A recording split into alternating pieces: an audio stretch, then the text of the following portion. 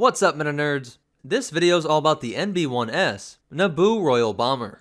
This was a prototype bomber based off of the design of the highly successful N1 Naboo Starfighter.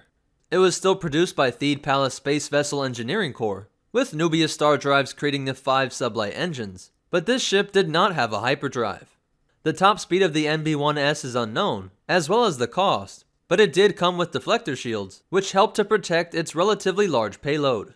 It may look a lot like the Naboo Starfighter, and it did have a similar pair of laser cannons, but the proton torpedo system was swapped out for a bomb chute, and these 2 large bomb bays, which contained 30 ion bombs in total.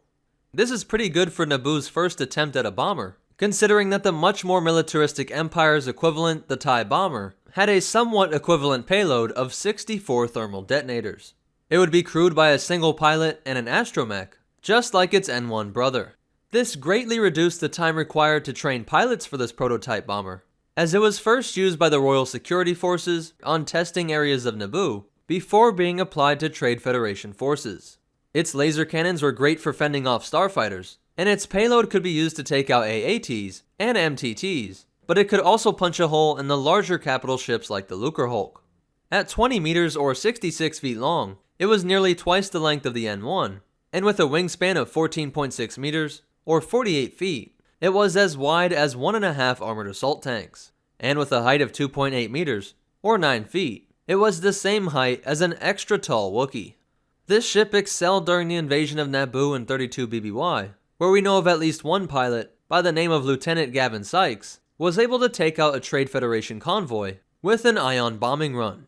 The success of this Naboo bomber fueled the production of an updated version of this ship, known as the NB-1T Royal Bomber. Also known as the Advanced Bomber, it is unknown how many more ion bombs it could contain, but you could see that it had the 2 large bomb bays of its predecessor, and added this enormous bomb bay in the center. In addition to an upgrade in proton bomb capacity, it also had a more advanced flight and targeting computer that allowed this ship to continue on course and drop its payload, even if the pilot was knocked unconscious.